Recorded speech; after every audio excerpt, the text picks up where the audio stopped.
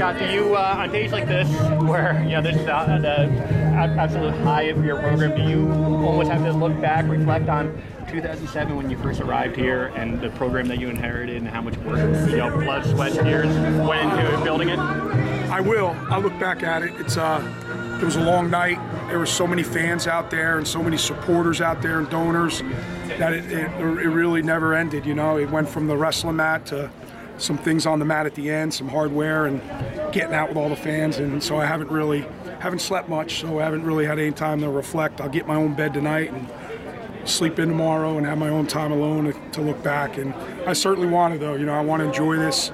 It's pretty emotional.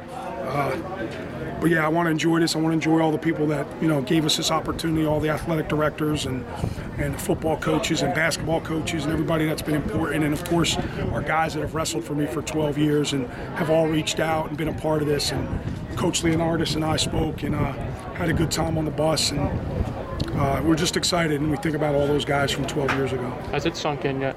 No, not really. It's just amazing all the love those guys are getting. You don't realize what a big deal it is to win 2 national titles. I don't think the general sports fan really understands what it's like to win at that level, win that tournament. It's the wrestling world does, but the general sports fan might not understand how difficult it is to win at that tournament. To two of them to do it on the same night. It was just great. It was awesome for this whole athletic department. Okay, now tell us now. I mean, we saw the banner, "We want national champions." Yeah. That's the original banner, That's the original banner. Jim Huxford, our junior high rec coach at Jackson High School, gave me that to hang up in the wall. And we hung that up, and they started turning like pink, so we took it down, and now we got a nice, we won't be needing that anymore. We'll have a nicer facility for sure. Did you believe it when you hung it up for the first time? Yeah, you had to believe it.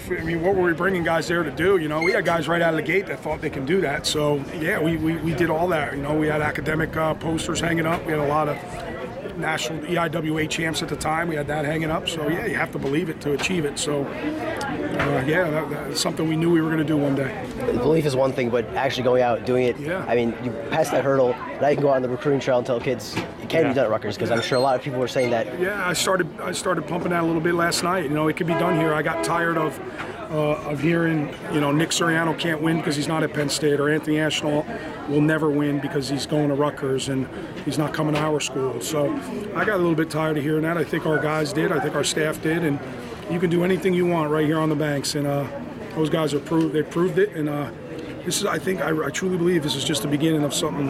It takes a special person to do it. And we have 2 of them that are special dudes. But I think we're going to open something up here where this is going to be the norm, and that's what we're hoping for.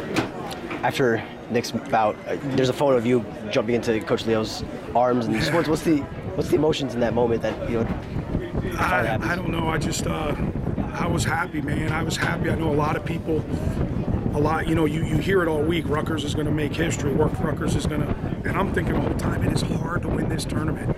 And what if we don't? What if somebody, what if we can't beat Micah Jordan for a 3rd time? What if Nick doesn't navigate through the 133-pound field? What if we don't do it? And I was just relieved. I really was. And then I felt, once Nick did it, I felt really good about Anthony. You hear the RU chants in Pittsburgh, and you see this giant crowd here coming to welcome you guys. Just what the community embracing you, what does that mean? Yeah, it's tremendous support, man. I've been here from really day one. It's grown, obviously, right? It's grown, but there's a lot of people I see out there that were here day one, and it makes us proud. It's a good day. I remember coming back from the Garden. I think we had 2 All-Americans, and they sent us off with 10 qualifiers, came back with 2 All-Americans, and I remember that was pretty special. There's nothing like this, though. Scott, can you put in perspective Anthony going unbeaten and winning a national title, how hard that is? It's really, really difficult to do. You have to be really, you think about the guys who have done it, they're all-time greats. It's a hard thing to do, and every now and then there's a, he almost got tripped up against Indiana, right? A kid who was 4-9. So you have to be on your A game all the time. It is difficult to do, especially in this conference. There's no breaks. You have to get yourself up every single night. And the proof of that is the Indiana match. He beats Kolodzic, has to come back, and boom, he just didn't wrestle good. He could have lost that night very easily. And you just have to be on your A game. It's a hard thing to do. And then to get through the Big Ten tournament unscathed and the national tournament, he's awesome. He's awesome.